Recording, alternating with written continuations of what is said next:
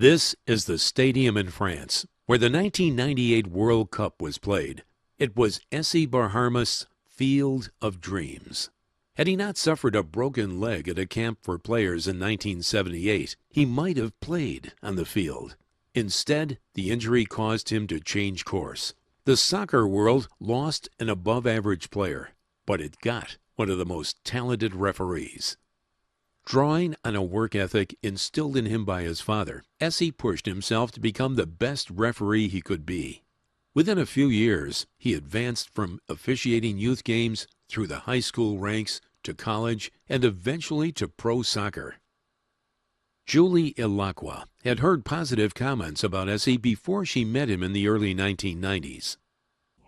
His reputation was that of being a true professional, a humble referee, a player's referee, and that actually his demeanor that he showed as a referee actually also is very much a part of him as a human being. Bob Sawtell says it was easy to see early on that Esse had all of the attributes of a great referee.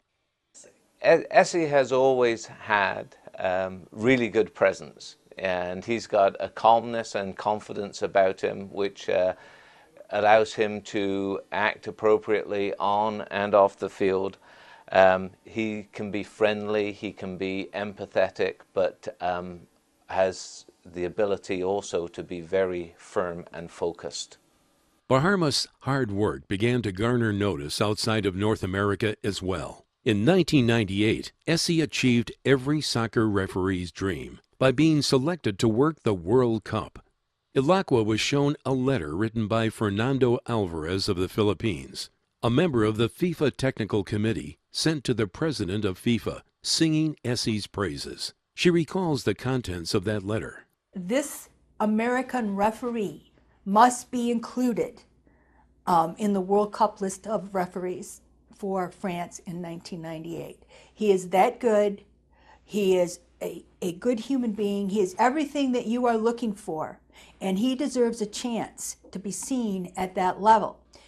It was a sentiment shared by everyone in the American soccer community. You know, there was a sense of pride about that because for America at that point, we really didn't have, we had a brand new league. The Major League Soccer was brand new. And he was by far and away the best official and widely respected by players and coaches. So I think everybody thought, well, of course he should go. But the dream turned into a nightmare during a game between Brazil and Norway. Baharmast saw a foul and called for a penalty kick that led to the winning goal for Norway. But replays didn't show what he had seen.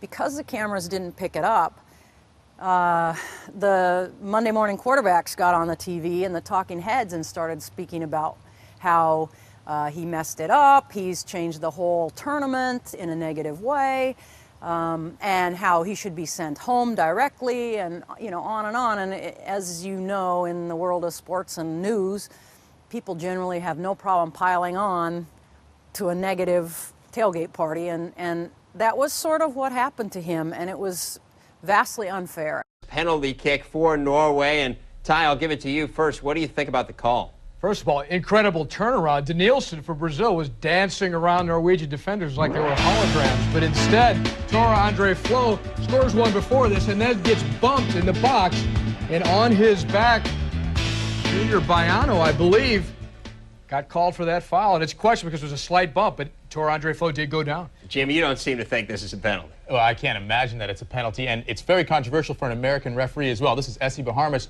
as an American player. He's refereed probably 20 or 30 of my matches, and for him, this is his first time at the World Cup final, so very controversial and crazy for him.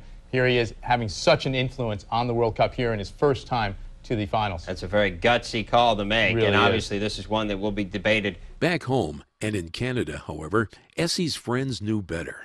I see the penalty kick called, and just from Esse's body language, from his face, his demeanor, the way he pointed to the spot, I knew he had the call. There was no doubt in my mind that he saw it and he was sure of it, and there was no doubt in his mind that he had made the right call.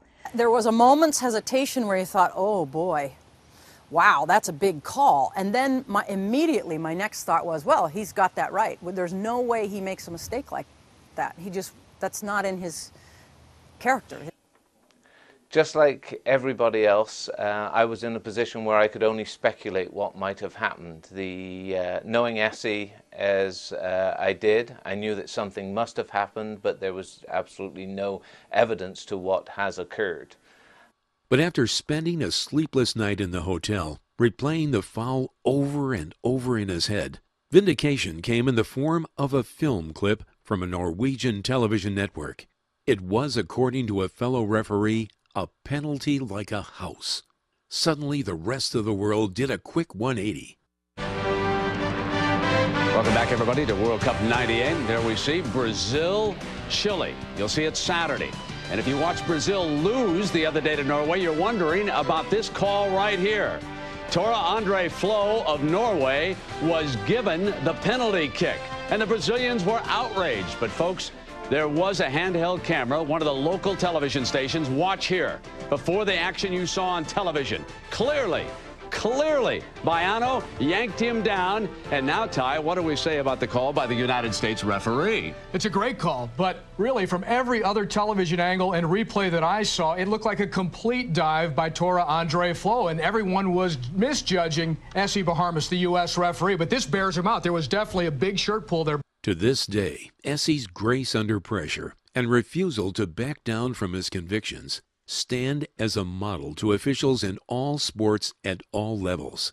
I'm sure that the hours that followed were very torturous for him, but he was vindicated by the Swedish video that came to light, and it just proves that even with technology, there has to be the human element in the game. It was so nice to see him exonerated at the end, and he never reveled in it at all. He just took it in stride and very confidently, which is that's his constitution, that's his nature, you know. Now retired from the field and working as a referee instructor for FIFA, Baharmast is shaping the careers of the next crop of World Cup referees. He is perfectly suited to the task. Yeah, Esse has taught me, I've learned the lesson well, to over-prepare for every possible contingency, every possible question you can be asked as an instructor,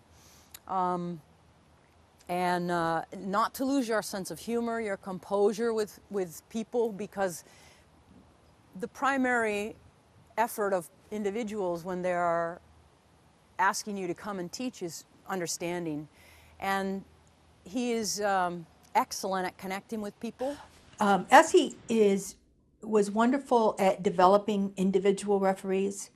He would watch their games. They could talk to him before and after the games. He was also served as an assessor, formally as an assessor, but also as a coach mentor to many referees. He had a knack for being able to relay information and to teach information and to change direction, to change a referee's direction. He's professional in every aspect. He's got a great knowledge of the laws of the game, and he can deliver his message in any environment. The nice thing about it is that whilst he can open a discussion and have consensus and steer it in the right direction, he then reinforces the final outcome. Soccer is only part of the Esse Baharmast story. He is a loving husband to Afshan and father to Ariana, who have served as a support system and companions. Esse exudes professionalism, passion for the game, and a desire to improve officiating, and that certain difficult-to-describe but unmistakable characteristic. There's a lot of talk in the officiating world about people who have it, and the pinning down what is it, what the characteristics are. If you take a moment and go and congratulate Esse and shake his hand and look him in the eye, you'll understand what it is, what's it. What he has, that's it, because it's right there in front of you. Put all these attributes together and you have the ideal Gold Whistle recipient. The affection and admiration his friends have for him come shining through in the following messages. Esse, congratulations. You deserve it. You've earned it. I can't tell you enough how grateful I am for your support and friendship all through the years.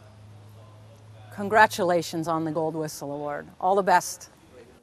Esse, it's an honor to be able to call you a friend. And from all your acquaintances in Canada, from Mary and myself, I want to congratulate you on the awarding of the Gold Whistle from the NASO organization.